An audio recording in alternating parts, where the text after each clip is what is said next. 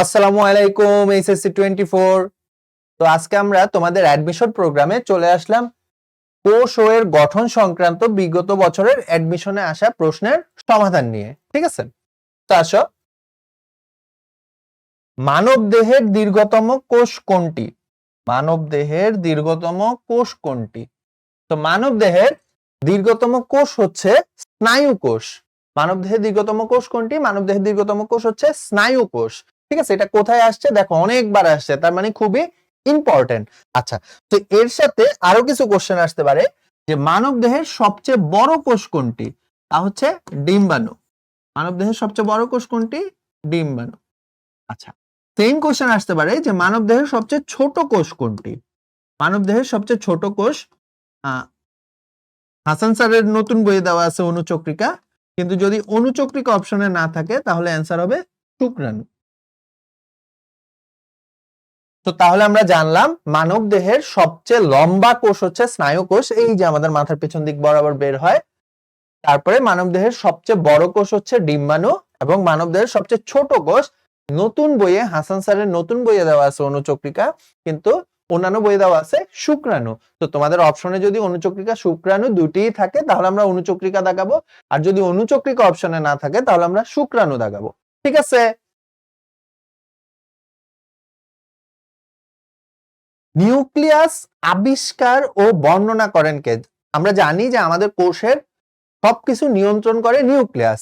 এই নিউক্লিয়াস কে আবিষ্কার করেন? আসো, তো নিউক্লিয়াস আবিষ্কার করেন বিজ্ঞানী রবার্ট ব্রাউন। নিউক্লিয়াস কে আবিষ্কার করেন বিজ্ঞানী রবার্ট ব্রাউন। এটা দেখো কতবার আসছে, কুমিল্লা ইউনিভার্সিটিতে আসছে, এগ্রিকালচারাল ইউনিভার্সিটিতে আসছে, যশোর বিজ্ঞান ও প্রযুক্তিতে আসছে। তো রবার্ট ব্রাউন হচ্ছে কি করেন? রবার্ট ব্রাউন হচ্ছে নিউক্লিয়াস আবিষ্কার ও বর্ণনা করেন। রবার্ট হুক কি করেন? রবার্ট হুক হচ্ছে কোষের আবিষ্কার করেন, কোষ। আচ্ছা, লুই পাস্তুর কে? লুই পাস্তুরকে বলা হয় আধুনিক কোষবিদ্যার জনক। লুই পাস্তুরকে কি বলে? আধুনিক কোষবিদ্যার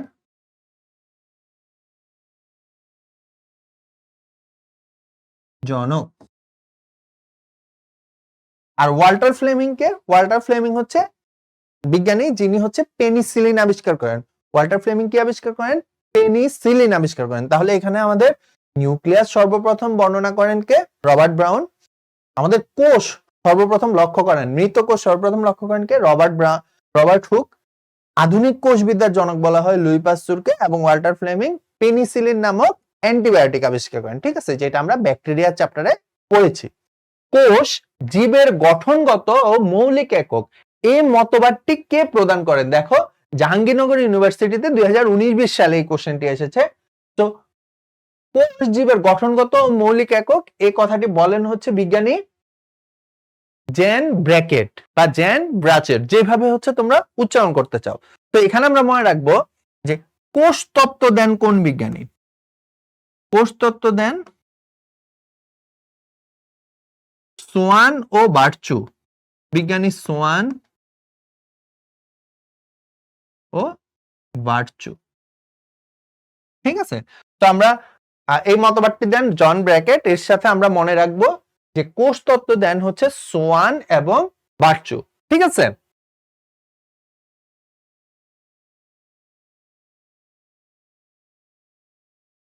নেক্সট কোশ্চেন, প্রোক্যারিওটিক কোষের আয়তন কত মাইক্রোমিটার? দেখো, এটা রাজশাহী ইউনিভার্সিটিতে 2009-10 সেশনে এসেছে। তো প্রোক্যারিওটিক কোষের আয়তন নরমালি 0.5 থেকে 10 মাইক্রোমিটার। 0.5 থেকে 10 মাইক্রোমিটার, যারা হচ্ছে আদি কোষ। প্রকৃত কোষীদের ক্ষেত্রে, যেমন আমাদের দেহের কোষের আয়তন হচ্ছে নরমালি, দেহের কোষের আয়তন হচ্ছে নরমালি 10 মাইক্রোমিটার। কত? 10 মাইক্রোমিটার। ঠিক আছে, আমাদের দেহের কোষের আয়তন হচ্ছে 10 মাইক্রোমিটার এবং ওজন হচ্ছে 1 ন্যানোগ্রাম। আর আদিকোষীদের ক্ষেত্রে কত? 0.5 থেকে 10 মাইক্রোমিটার। ভাই 1 মাইক্রোমিটার মানে কত? 1 মাইক্রোমিটার মানে হচ্ছে 10 ইনভার্স 6 মিটার। 1 মাইক্রোমিটার মানে হচ্ছে 10 ইনভার্স 6 মিটার। ঠিক আছে।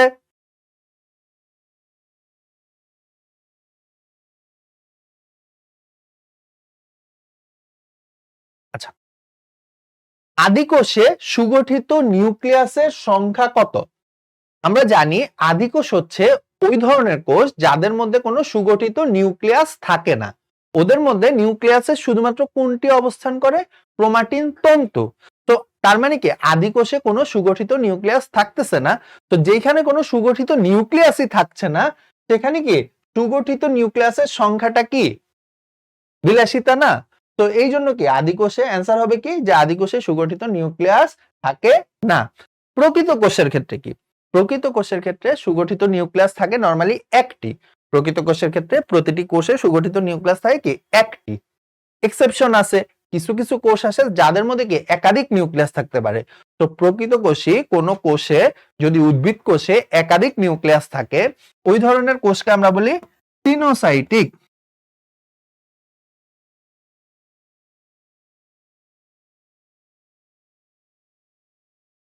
ওই ধরনের কোষকে আমরা উদ্ভিদ কোষকে আমরা কি বলি? ওই ধরনের উদ্ভিদ কোষকে আমরা বলি সিনোসাইটিক। ঠিক আছে? তো আমরা নিউক্লিয়াস যখন পড়েছি তখন আমরা এগুলো নিয়ে আলোচনা করেছি। তো তোমরা যারা ক্লাস করেছো তারা অবশ্যই জানো সিনোসাইটিক শৈবাল কি, সিনোসাইটিক ছত্রাক কি। ঠিক আছে?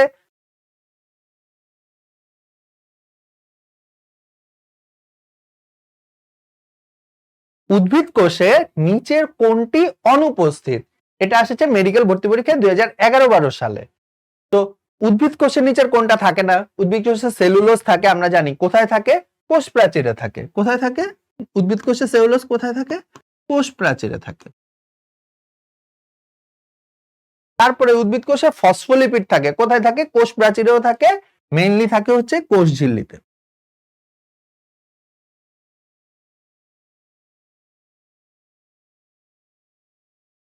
তো উদ্ভিদ কোষে নরমালি কাইটিন থাকে না, আর উদ্ভিদ কোষে ক্লোরোফিল থাকে, এটা আমরা জানি। উদ্ভিদ কোষে নরমালি কাইটিন থাকে না। আমরা যেটা জানি সেটা হচ্ছে ছত্রাকের কোষ প্রাচীর কাইটিন দ্বারা তৈরি।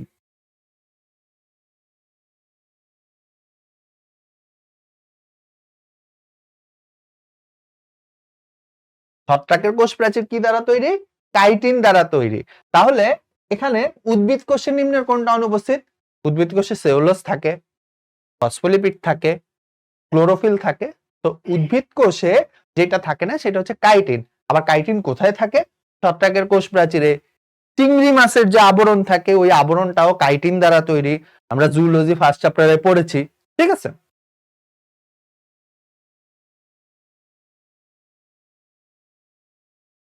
একটি কোষের সাথে আরেকটি কোষের ইন্টারকানেক্টিং টিস্যুর নাম কি?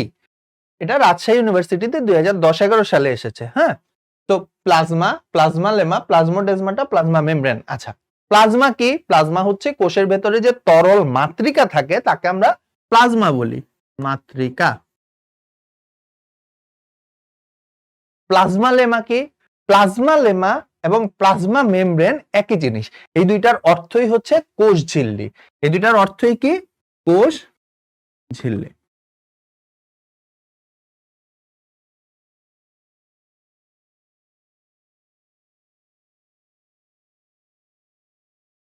তাহলে অ্যান্সার হবে কি? অ্যান্সার হবে প্লাজমোডেজমাটা। আচ্ছা, প্লাজমোডেজমাটা কি জিনিস? দুটি কোষের কোষ প্রাচীরে, দুটি কোষের কোষ প্রাচীরে দুই পাশের কূপগুলো যখন একে অপরের সাথে সাইটোপ্লাজম দ্বারা সংযুক্ত হয়, কি দ্বারা সংযুক্ত হয়?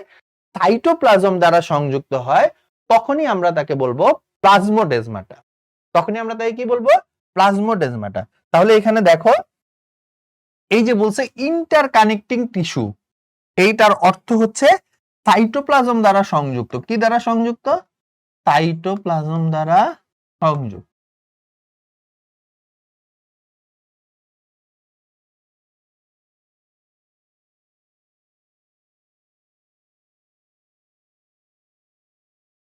আমরা যারা ক্লাস করেছি আমরা জানি যে আসলে প্লাজমোডেজমাটা কি, কূপ কি, অর্থাৎ পিট কি, পিট পেয়ার কি, প্লাজমোডেজমাটা কি, এগুলো আমরা ক্লাসে ভালো মতো বুঝে নিয়েছি, তাই না? আচ্ছা, আসো।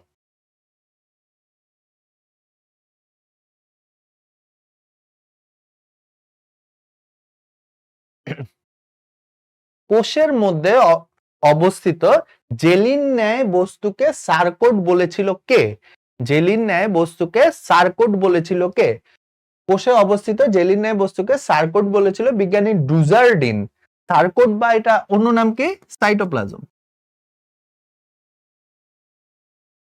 বা তুমি প্রোটোপ্লাজমও বলতে পারো।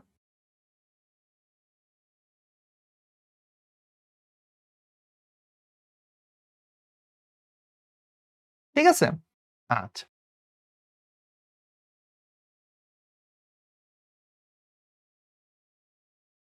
ফসফোলিপিডের কাজ কি? দেখো এটা রাজশাহী ইউনিভার্সিটিতে 2004-5 সালে এসেছিল।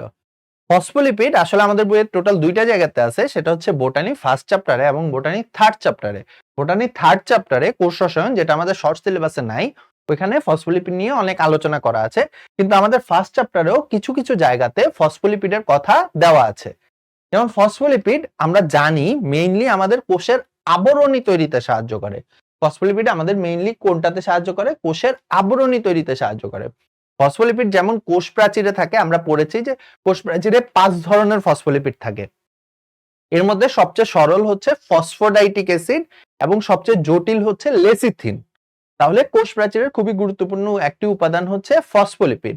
তারপরে আমরা যখন কোষঝিল্লি পড়েছি, আমরা জানি যে কোষঝিল্লিও কি ফসফোলিপিড বাইলেয়ার এবং প্রোটিন দ্বারা তৈরি। তার মানে কোষঝিল্লিতেও কি থাকে? ফসফোলিপিড থাকে। তাহলে ফসফোলিপিডের প্রধান কাজ কোনটি? কোষ আবরণী তৈরি করা। ফসফোলিপিডের টোটাল প্রধান কাজ কোনটি?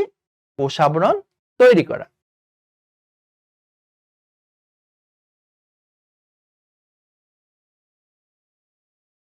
নেক্সট কোশ্চেন, টনোফাইব্রিল নামক তন্তু সমৃদ্ধ প্লেটকে কি বলে? টনোফাইব্রিল নামক তন্তু সমৃদ্ধ প্লেটকে কি বলে? ডেজমোজোম। কি বলে? ডেজমোজোম। আচ্ছা, এটা কোথা থেকে আসছে? এটা আসছে হচ্ছে আমাদের কোষঝিল্লির বিশেষ অবস্থা থেকে। আমরা যারা ক্লাস করেছি আমরা জানি যে কোষঝিল্লির বিশেষ কয়েকটি অবস্থা পাওয়া যায়। যেমন একটি হচ্ছে তোমার মাইক্রোবিলাই, যেখানে হচ্ছে কোষঝিল্লি একটু উঁচু হয়ে যায়, তাকে বলতেছে মাইক্রোবিলাই। সেকেন্ডে আমরা যেটা পেয়েছি সেটা হচ্ছে ডেজমোজোম। ডেজমোজোম হচ্ছে দুটি পাশাপাশি কোষের কোষঝিল্লি যখন একটি শক্ত তন্তু বা টনোফাইব্রিল, শক্ত তন্তুটির নাম কি? টনোফাইব্রিল নামক তন্তু দ্বারা একে অপরের সাথে শক্ত করে যুক্ত থাকে, একে অপরের সাথে শক্ত করে যুক্ত থাকে, তখন তাকে আমরা বলতেছি ডেজমোজোম। তাহলে আমরা ডেজমোজোম কি জানলাম, আমরা ক্লাসেও করে এসেছি। মাইক্রোবিলাই কি জানলাম, এবং ফ্যাগোজোম এবং পিনোসোম কি বা ফ্যাগোসাইটিক বেসিকল এবং পিনোসাইটিক বেসিকল কি, এইটা আমরা যারা ক্লাস করে এসেছি আমরা ক্লাসে অবশ্যই জানি, ক্লাসে পড়ানো হয়েছে। ঠিক আছে, তো যারা জানো না আমরা অবশ্যই ক্লাসটা দেখে আসবো। ঠিক আছে, তো উদ্ভিদের রাইবোজোমে সর্বাধিক ব্যাস নিম্নের কোনটি? তো উদ্ভিদের রাইবোজোমের, এটা দেখো মেডিকেল ভর্তি পরীক্ষা 2010-11 সালে এসেছে। উদ্ভিদের রাইবোজোমের সর্বাধিক ব্যাস হচ্ছে 160 অ্যাংস্ট্রম। আমরা জানি উদ্ভিদ কোষে যে রাইবোজোম থাকে তাকে আমরা 80s রাইবোজোম বলি। তাকে আমরা কত এস রাইবোজোম বলি? 80s রাইবোজোম বলি। তো 80s রাইবোজোমের সর্বাধিক ব্যাস হচ্ছে 160 অ্যাংস্ট্রম। ঠিক আছে,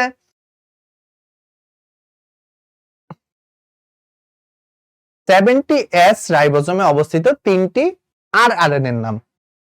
70s রাইবোজোমে অবস্থিত তিনটি আরএনএ এর হচ্ছে 23s, 16s এবং 5s। আমরা জানি যে 70s রাইবোজোমে 23s, 16s এবং 5s এর সাথে আমাদের প্রায় 52 ধরনের এনজাইম থাকে।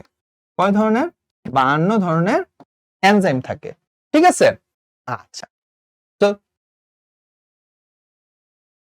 দেখো 80s রাইবোজোমের কোন 4টি আরএনএ থাকে? জাহাঙ্গীরনগর ইউনিভার্সিটি 14, 18, 19 এসেছে। তো এখানে কয়টি থাকতেছে? 28s, 18s, 5.8s এবং 5s। s মানে বেদবার্গ একক। তো প্রকৃত কোষী বা 80s রাইবোজোমের 4টি অংশ হচ্ছে 28, 18, 5.8 এবং 5। আমরা মনে রাখবো কোন ধাতব অণুটি রাইবোজোমে অনুপস্থিত। রাজশাহী ইউনিভার্সিটি 2020-21 সালে এই কোশ্চেনটি এসেছে। তো কোনটা অনুপস্থিত?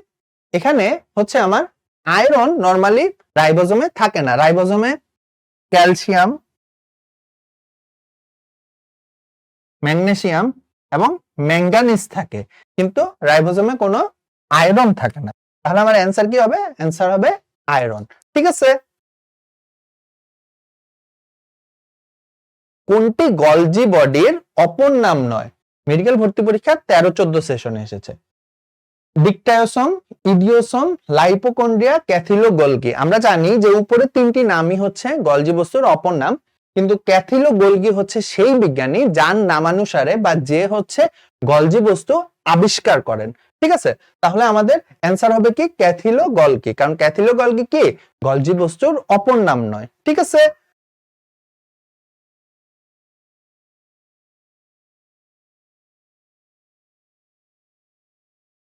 কোনটি গলজি বস্তুর কাজ নয়? তো আমরা যারা ক্লাস করেছি আমরা জানি যে গলজি বস্তুর কাজগুলো আমাদের জন্য খুবই ইম্পর্টেন্ট। আমরা কিভাবে মনে রাখতে বলেছিলাম? এ কোণ অপপ্রলাপ, এই নেমোনিকটি দিয়ে আমরা গলজি বস্তুর কাজগুলোকে মনে রাখতে বলেছিলাম। তো এ কোণ, কয়কার কোণ অকোণ, ওই কয়কার কো দিয়ে আমরা মনে রাখিয়েছিলাম যে গলজি বস্তুর কোষের আয়নিক সাম্যতা নিয়ন্ত্রণ করে। গলজি বস্তু কোষের কোষ প্লেট তৈরি করে এবং গলজি বস্তু কোষের আয়নিক সাম্যতা নিয়ন্ত্রণ করে। তাহলে এখানে গলজি বস্তুর কাজ কোনটি? গলজি বস্তুর কাজ হচ্ছে, সিরিয়াসলি বইটা কাটতে হবে। আচ্ছা, আবার শুরু করি। নিচের কোনটি গলজি বস্তুর কাজ নয়? তো আমরা যারা ক্লাস করেছিলাম আমরা মনে রেখেছিলাম যে গলজি বস্তুর কাজগুলো আমরা মনে রাখবো এ কোণ অপপ্রলাপ দিয়ে। তো এখানে কোণ, কয়কার কোণ ও কোণ, ওই কোণ দিয়ে আমরা মনে রেখেছিলাম যে গলজি বস্তু কোষ প্লেট তৈরি করে এবং কোষীয় নিঃসরণ নিয়ন্ত্রণ করে। তো এই যে কোষীয় নিঃসরণ নিয়ন্ত্রণ করে, এই কারণেই কিন্তু গলজি বস্তুকে কোষের ট্রাফিক পুলিশও বলা হয়। তাহলে আমাদের এখানে গলজি বস্তুর কাজ কোনটি? গলজি বস্তুর কাজ হচ্ছে কোষীয় নিঃসরণ নিয়ন্ত্রণ করা। ঠিক আছে।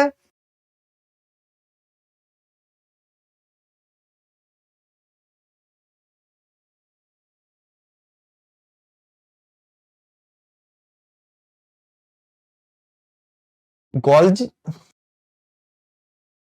গলজি বডির একটি উপাদান, দেখো এটা খুলনা ইউনিভার্সিটিতে 2014-15 সেশনে এসেছে। গলজি বস্তুর উপাদান কোনটি?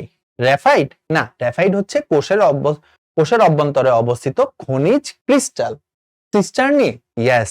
গলজি বস্তু এবং এন্ডোপ্লাজমিক রেটিকুলামের অংশ হচ্ছে সিস্টার্নি। তো তাহলে আমাদের গলজি বস্তুর একটি উপাদান হবে কোনটা? সিস্টার্নি। ঠিক আছে। তাহলে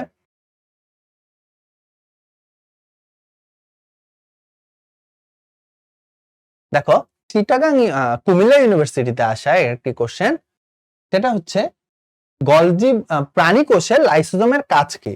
তো প্রাণী কোষে লাইসোজোম কি পরিপাক করে? না, আমরা যারা ক্লাস করেছি আমরা জানি যে প্রাণী কোষে লাইসোজোমের কাজ হচ্ছে জীবাণু ধ্বংস করা। তো পরিপাকে সাহায্য করে? না। শ্বসনে সাহায্য করে? না। রেচনে সাহায্য করে? না। সংবহনে সাহায্য করে? না। প্রজননে সাহায্য করে? না।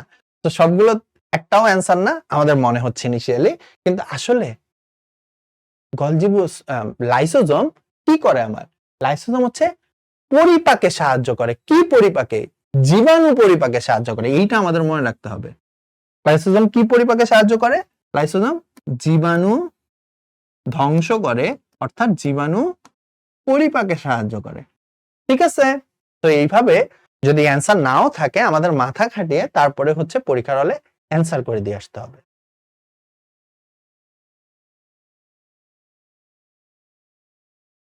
Next question, Bangladesh agriculture university বা কৃষি বিশ্ববিদ্যালয়ে এসেছে যে মাইটোকন্ড্রিয়ার অনিয়মিত খাঁজকে বা ভাঁজকে কি বলে? আমরা যারা ক্লাস করেছি আমরা জানি মাইটোকন্ড্রিয়ার অন্তঃপ্রাচীর ভেতরের দিকে ভাঁজ হয়ে যে অংশের সৃষ্টি করে তাকে বলে ক্রিস্টি। তাকে কি বলে? তাকে ক্রিস্টি বলে, তাই না? এই ক্রিস্টির গায়ে যে বৃন্তযুক্ত দানাগুলো থাকে তাকে আমরা কি বলি? অক্সিজম। তাকে আমরা কি বলি? অক্সিজম। ঠিক আছে।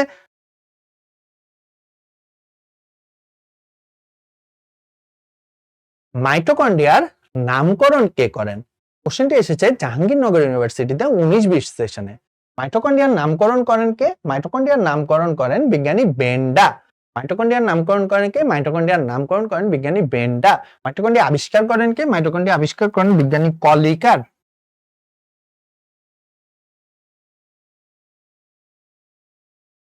মাইটোকন্ড্রিয়া কে আবিষ্কার করেন? মাইটোকন্ড্রিয়া আবিষ্কার করেন বিজ্ঞানী কলিকার, এবং মাইটোকন্ড্রিয়া নামকরণ করেন কে? বিজ্ঞানী ব্রেন্ডা।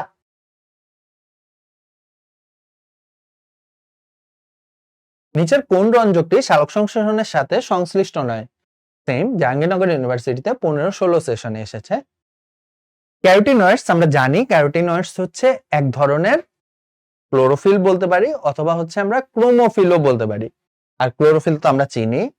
ফাইকোবিলিনস বা ফাইকোবিনিনস এরা হচ্ছে তোমার এক ধরনের ক্রোমোপ্লাস্ট। আর লাস্ট হচ্ছে লিউকোপ্লাস্ট। লিউকোপ্লাস্ট এক ধরনের প্লাস্টিড হলেও তারা কিন্তু কোনো খাবার তৈরি করতে পারে না। তো এটা আমরা ক্লাসে পড়ে এসেছি।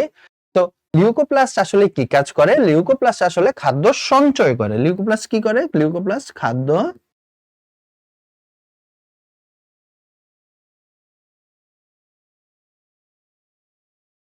ঠিক আছে। তাহলে নিচের কোনটি সালোক সংশ্লেষণে জড়িত নয়? লিউকোপ্লাস্ট। ঠিক আছে।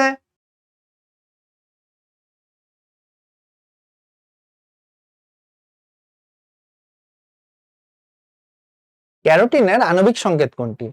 ক্যারোটিনের আণবিক সংকেত হচ্ছে, তো আমাদের বইয়ের মধ্যে বেশ কয়েকটা হচ্ছে আণবিক সংকেত দেওয়া আছে। Carotene, xanthophyll, chlorophyll A, chlorophyll B, এগুলো হচ্ছে আমাদের নবম অধ্যায়ে দেওয়া আছে। তো আমাদের এই অধ্যায়ে এগুলো না পড়লেও হবে। তোমরা যদি চাও তাহলে তোমরা নবম অধ্যায়ে এই কোশ্চেনগুলো পড়তে পারো।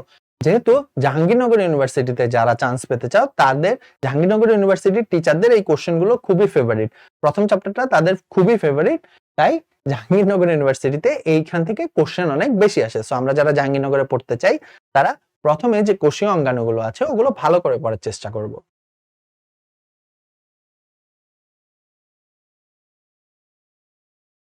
ক্লোরোপ্লাস্টে কোন অংশটি অনুপস্থিত? দেখো, রাজশাহী ইউনিভার্সিটিতে 2015-16 সেশনে এসেছে।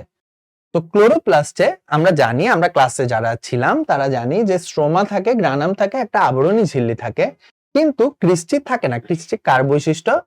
ক্রিস্টি মাইটোকন্ড্রিয়ার বৈশিষ্ট্য। আমরা যারা মনোযোগ দিয়ে ক্লাস করেছি আমরা জানি যে ক্রিস্টি মাইটোকন্ড্রিয়ার একটি বিশেষ বৈশিষ্ট্য। তো তাহলে এখানে অ্যান্সার হবে কি? নিচের কোনটি প্লাস্টিডের অংশ নয়? ক্রিস্টি।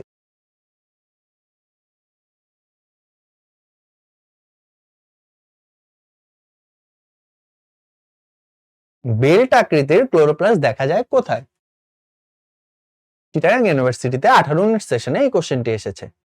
তো বেল্ট আকৃতির ক্লোরোপ্লাস্ট দেখা যায় ইউলোথ্রিক্সে। তোমাদের বইয়ে প্লাস্টিডে ক্লোরোপ্লাস্ট যখন শুরু হয় তখন বেশ কিছু ভিন্ন ভিন্ন আকৃতির প্লাস্টিডের কথা বলা আছে। এই ভিন্ন ভিন্ন আকৃতি যেমন পেয়াল আকৃতি, বেল্ট আকৃতি, গার্ডল আকৃতি, ফিতাকৃতি, এই ভিন্ন ভিন্ন বৈচিত্র্যময় ক্লোরোপ্লাস্ট পাওয়া যায় সব কোথায়? শৈবালে পাওয়া যায়। সব কোথায় পাওয়া যায়? শৈবালে পাওয়া যায়। তো ওই যে কোন আকৃতির ক্লোরোপ্লাস্ট কোথায় পাওয়া যায়, এই ছকটা তোমাদের জন্য খুবই ইম্পর্টেন্ট। সো তোমরা যারা ভালো করতে চাও তোমরা ওই ছকটি অবশ্যই মুখস্থ করে রাখবে।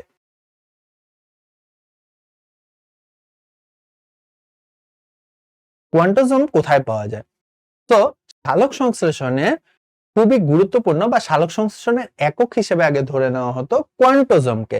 তাহলে আমরা যেহেতু বুঝতে পারতেছি যে কোয়ান্টোজোম সালোক সংশ্লেষণের সাথে সম্পৃক্ত, তাহলে সালোক সংশ্লেষণের সাথে এখানে কোন অঙ্গাণুটি সম্পৃক্ত আমরা জানি, সেটা হচ্ছে ক্লোরোপ্লাস্ট। তাহলে কোয়ান্টোজোম কোথায় পাওয়া যায়? ক্লোরোপ্লাস্টে পাওয়া যায়। কোশ্চেনটা কোথায় এসেছে? জগন্নাথ ইউনিভার্সিটিতে 11-12 সেশনে।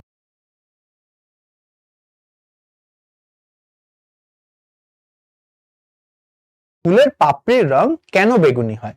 দেখো, একেবারে রিসেন্ট আসা একটি কোশ্চেন, গুচ্ছবর্তী পরীক্ষা কৃষি, গুচ্ছ কৃষিতে 2022 সেশনে এসেছে। আমরা যারা ক্রোমোপ্লাস্টের অংশটুকু পড়েছি বা আমরা ক্লাস যারা করেছি তারা জানি যে যখন উদ্ভিদের কোষের কোষরসের পিএইচ নিউট্রাল হয় তখন কালার হয় বেগুনি। কোষরসের পিএইচ নিউট্রাল হয় তখন ফুলের কালার হয় বেগুনি। যদি পিএইচ কি হয়? ক্ষারীয় হয়, তাহলে কালার হয় নীল। তাহলে বলো, যদি অম্লীয় হয় তাহলে কালার কি হবে? আশা করি তুমি বুঝতে পেরেছো। অম্লীয় হলে কালার হয়ে যাবে কি? লাল। তো তাহলে আমরা মনে রাখি, কোষরসের পিএইচ যদি নিউট্রাল হয় তাহলে অ্যান্সার হবে বেগুনি, যদি ক্ষারীয় হয় তাহলে অ্যান্সার হবে নীল, আর যদি কোষরসের পিএইচ অম্লীয় হয় তাহলে অ্যান্সার হবে লাল। তাহলে অ্যান্সার হচ্ছে এখানে কি নিউট্রাল পিএইচ।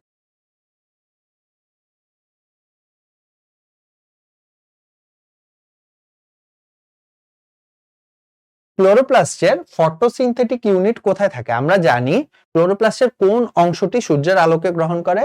থাইলাকয়েড। ক্লোরোপ্লাস্টের কোন অংশটি সূর্যের আলোকে গ্রহণ করে? থাইলাকয়েড। তো তাহলে এখানে আমাদের অ্যান্সার হবে কি থাইলাকয়েড। আচ্ছা, আর সালোক সংশ্লেষণ কোথায় হয়?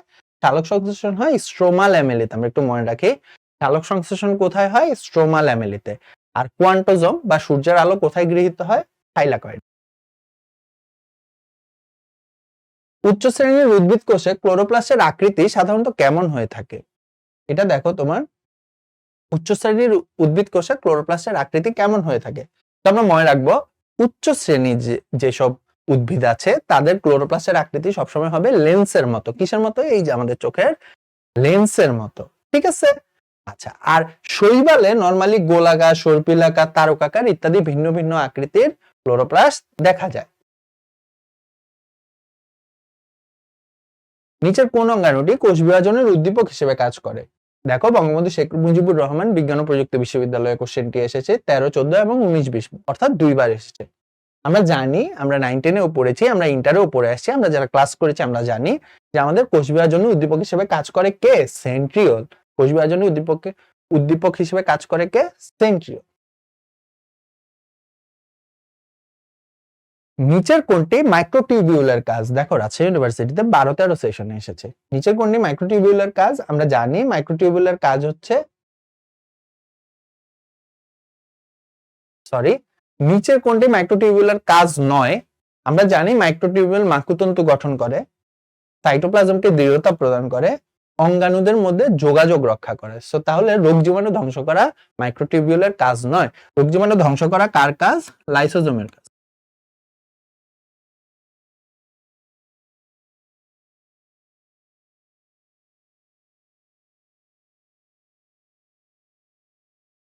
নিচের কোনটি সিনোসাইটিক শৈবালের উদাহরণ? ঢাকা ইউনিভার্সিটিতে 17-18 অর্থাৎ ভাইয়া যে বছর এক্সাম দিয়েছিলাম ওই বছর এই কোশ্চেনটি এসেছিল। তো তোমরা মনে রাখবে, সিনোসাইটিক শৈবাল অর্থ যাদের কোষে একাধিক নিউক্লিয়াস থাকে। কতগুলো নিউক্লিয়াস থাকে? একাধিক নিউক্লিয়াস থাকে।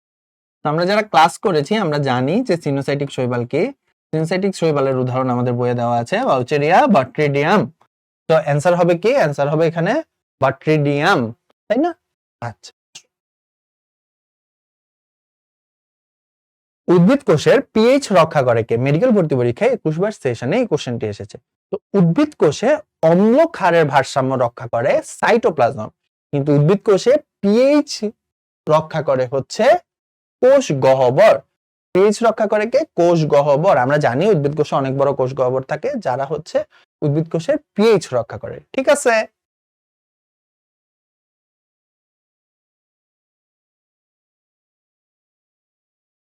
কোন গাছের ক্রোমোজোম সংখ্যা 44টি? দেখো, জাহাঙ্গীরনগর ইউনিভার্সিটিতে 19 সেশনে এসেছে।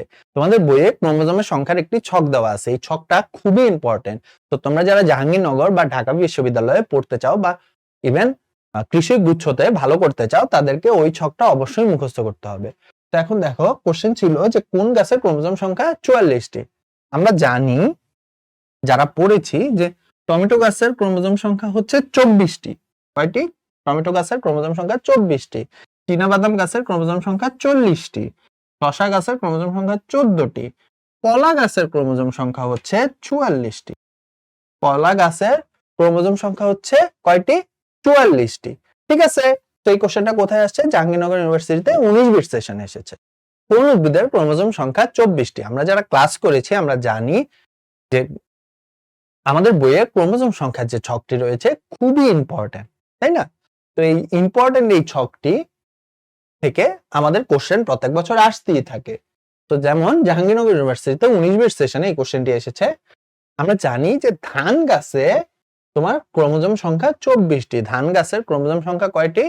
24টি, ঠিক আছে, মনে থাকবে। আরবিডপসিস থ্যালিয়ানার ক্রোমোজোম সংখ্যা কয়টি? তো আরবিডপসিস থ্যালিয়ানার ক্রোমোজোম সংখ্যা হচ্ছে 10টি। এটা হচ্ছে এক ধরনের পুষ্পক উদ্ভিদ, তোমাদের মনে রাখতে হবে এই নামটা, ঠিক আছে। শোলার কয় নং ক্রোমোজোমে স্যাটেলাইট থাকে? আমরা যারা ক্লাসে ক্রোমোজোমের ভৌত গঠন অংশটি ভালো করে পড়েছি। আমরা জানি যে স্যাটেলাইট হচ্ছে যে অংশের দ্বারা ক্রোমোজোম নিউক্লিওলাসের সাথে যুক্ত থাকে। তো ছোলার কয় নং ক্রোমোজোম হচ্ছে ভালো মতো স্যাটেলাইট থাকে? 1 নং ক্রোমোজোমে। ঠিক আছে? প্রতিটি সেন্ট্রোমিয়ারে অবস্থিত ছোট গাঠনিক অবকাঠামোকে কি বলে? এটা জাহাঙ্গীরনগর ইউনিভার্সিটিতে 18-19 সেশনে এসেছে। গৌণকুঞ্জ, কাইনেটক ও স্যাটেলাইট ক্রোমোমিয়ার। আমরা যারা ক্লাস করেছি আমরা জানি যে আমাদের মুখ্য কুঞ্জন অর্থাৎ সেন্ট্রোমিয়ারের পাশে যে ছোট একটা কাঠামো থাকে যেটি কোষ বিভাজনের সময় মাইক্রোটিউবিউলের সাথে যুক্ত হয় তাকে বলা হয় কি? কাইনেটোকর। তাকে কি বলে? কাইনেটোকর। তো আমরা যারা ক্লাস করিনি তারা অবশ্যই এখন গিয়ে ক্লাসটা করে নিব যাতে আমরা বুঝতে পারি যে ক্রোমোজোমের গঠনের কোন অংশের কি নাম। তাহলে তুমি এগুলো খুব ইজিলি পেরে যাবে। ঠিক আছে? ট্রিটিকাম এইস্টাবামের ক্রোমোজোম সংখ্যা কত? জাহাঙ্গীরনগর ইউনিভার্সিটিতে 18-19 সেশনে এসেছে। 42টি, 20টি, 16টি, 14টি। আচ্ছা, ট্রিটিকাম এইস্টাবাম তার বৈজ্ঞানিক নাম? ভুট্টা।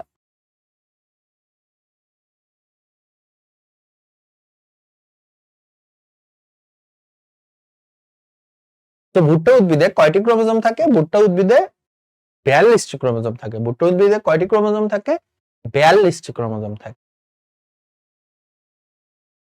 কিউকিম্বাস স্যাটিভাস উদ্ভিদে ক্রোমোজোম সংখ্যা কত? বা শসা উদ্ভিদে ক্রোমোজোম সংখ্যা কত? আমরা জানি যে শসা উদ্ভিদে ক্রোমোজোম সংখ্যা হচ্ছে 14টি। শসা উদ্ভিদে ক্রোমোজোম সংখ্যা কয়টি? 14টি। তো আমরা যারা বইয়ে ক্রোমোজোম সংখ্যা ছকটি এখনো পড়িনি তারা অবশ্যই এই ছকটি মুখস্থ করে নিব। ঠিক আছে? কবুতরের দেহে ক্রোমোজোম সংখ্যা কয়টি? তো আমাদের বইয়ে ক্রোমোজোম সংখ্যা যে ছকটি রয়েছে সেখানে কবুতরের দেহে ক্রোমোজোম সংখ্যা দেওয়া রয়েছে। কবুতরের দেহে ক্রোমোজোম সংখ্যা কয়টি? 80টি বা 40 জোড়া। দেখো এটা জাহাঙ্গীরনগর ইউনিভার্সিটিতে 14-15 সেশনে এসেছে।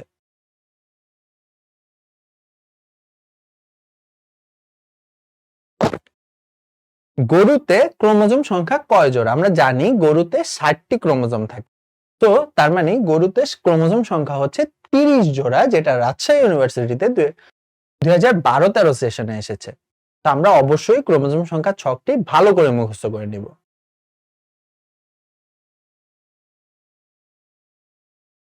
ডিএনএ সম্পর্কে নিচের কোনটি সত্য নয়? দেখো এরা খুব সহজেই খাট দ্বারা ভেঙে যায়।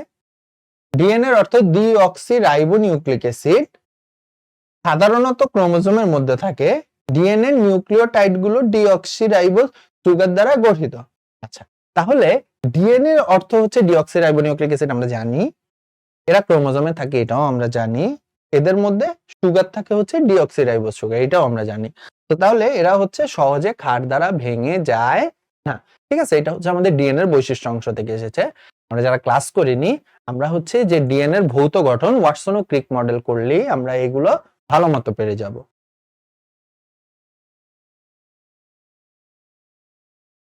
ডিএনএ এর অতিবেগুনি রশ্মির শোষণের ক্ষমতা কেমন?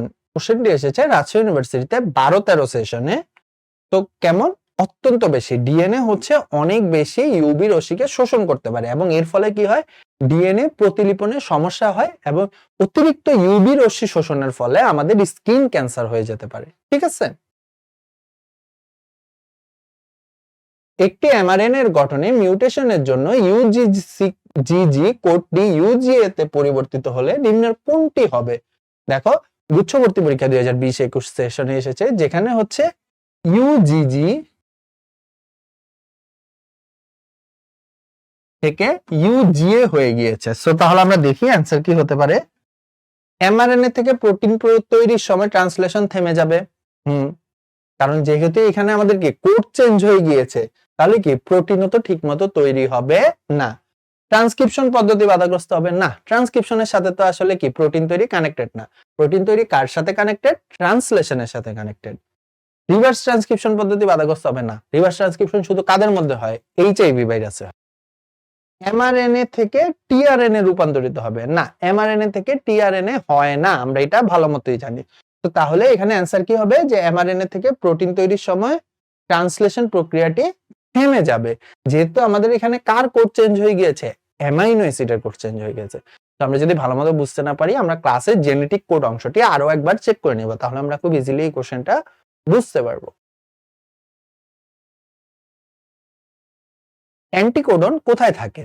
দেখো ঢাকা ইউনিভার্সিটিতে 15-16 সেশনে এবং রাজশাহী ইউনিভার্সিটিতে 15-16 সেশনে এই সেম কোশ্চেন এসেছে। আমরা জানি যারা আমরা টিআরএন এর গঠন পড়েছি, টিআরএন এর গ্লোবাল লিফ মডেল অনুযায়ী তার যে 4টা বাহু থাকে তার মধ্যে একটা বাহুর নাম ছিল অ্যান্টিকোডন বাহু। তাহলে বলো এখানে অ্যান্টিকোডন কোথায় থাকবে? টিআরএন এতে থাকবে। অ্যান্টিকোডন কোথায় থাকবে? টিআরএন এতে থাকবে। আদিকোষের ক্ষেত্রে জিন প্রকাশের অংশ নয় কোনটি? দেখো জাহাঙ্গীরনগর ইউনিভার্সিটিতে 2020-21 সেশনে এই কোশ্চেনটি এসেছে যে আমরা জানি আদিকোষিতে অপেরন থাকে, ওই অপেরনের 4টা অংশ থাকে, প্রোমোটার জিন, অপারেটর জিন, রেগুলেটর জিন এবং আরেকটা ছিল কি গাঠনিক জিন।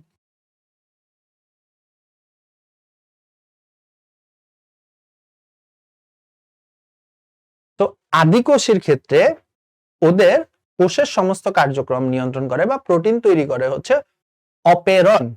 কে তৈরি করে? অপেরন। সেই একটা অপেরনের 4টা অংশ থাকে, প্রোমোটার জিন, গাঠনিক জিন, অপারেটর জিন এবং রেগুলেটর জিন। তো এখানে কি থাকে না? স্প্লিট জিন থাকে না। তাহলে আমাদের অ্যান্সার কি হবে? আমাদের অ্যান্সার হবে স্প্লিট জিন। ট্রিপ্টোফ্যান অপেরন কোথায় ক্রিয়াশীল হয়? ল্যাকটোজের উপস্থিতিতে, ল্যাকটোজের অনুপস্থিতিতে, ট্রিপ্টোফ্যানের উপস্থিতিতে, ট্রিপ্টোফ্যানের অনুপস্থিতিতে। আমরা জানি যদি কোনো কারণে ট্রিপ্টোফ্যান না থাকে তখন হচ্ছে আমাদের ট্রিপ্টোফ্যান অপেরন ক্রিয়াশীল হয়, অর্থাৎ ট্রিপ্টোফ্যান অপেরন কাজ করা শুরু করে। ট্রিপ্টোফ্যান অপেরনের কাজ হচ্ছে কি? ট্রিপ্টোফ্যান নামক অ্যামাইনো অ্যাসিড তৈরি করা। তো তাহলে এখানে অ্যান্সার কি হবে? যে ট্রিপ্টোফ্যানের অনুপস্থিতিতে। ট্রিপ্টোফ্যান নির্দেশকারী কোডন কোনটি? তো তোমরা যারা জাহাঙ্গীরনগর ইউনিভার্সিটিতে পড়তে চাও তোমাদের জন্য জেনেটিক কোডের কোন কোড দিয়ে কোন প্রোটিন তৈরি হয় বা অ্যামাইনো অ্যাসিড তৈরি হয় তা জানা আমাদের জন্য খুবই ইম্পর্টেন্ট। তো এখান থেকে একটি কোশ্চেন এসেছে জাহাঙ্গীরনগরে 18-19 সেশনে যে ট্রিপ্টোফ্যান নির্দেশকারী কোডন কোনটি? সো ট্রিপ্টোফ্যান নির্দেশকারী কোডন হচ্ছে ইউজিজি। আমরা জানি আমাদের দেহে 20 ধরনের অ্যামাইনো অ্যাসিড থাকে, এর মধ্যে খুবই ইম্পর্টেন্ট একটি হচ্ছে ফিনাইল অ্যালানিন, যারা একটি অত্যাবশ্যকীয় অ্যামাইনো অ্যাসিড। তো তোমাদের কাছে জানতে চাওয়া হয়েছে যে ফিনাইল অ্যালানিন কোন কোডন থেকে তৈরি হয়? তো আমরা জেনেটিক কোডের লাস্টে যে ছকটি রয়েছে যেখানে 64টি জেনেটিক কোড দেওয়া রয়েছে এবং প্রত্যেকটার পাশে কোনটি কোন অ্যামাইনো অ্যাসিড তৈরি করে তা দেওয়া রয়েছে। আমরা ওই ছকটি যদি ভালো মতো পড়ি তাহলে আমরা জানবো যে ট্রিপ্টোফ্যান তৈরির জন্য কোডন হচ্ছে ইউইউসি। ঠিক আছে? সিস্টিন নির্দেশকারী কোডন কোনটি? সেই সেম জেনেটিক কোডনের যে চ্যাপ্টার টপিকটি, ওই টপিকটি আমরা যদি ভালো মতো পড়ি তাহলে আমরা অবশ্যই জানবো যে সিস্টিন নির্দেশকারী কোডন হচ্ছে ইউজিইউ।